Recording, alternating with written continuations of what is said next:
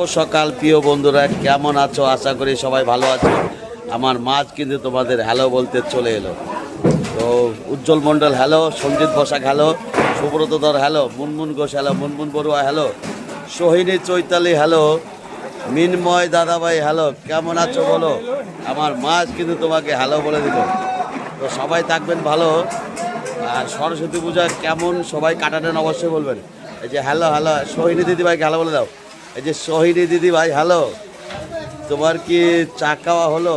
এই যে সঙ্গীতা দি হ্যালো, এই যে পম্পা দি হ্যালো, এই যে রিঙ্কি দিদি ভাই হ্যালো।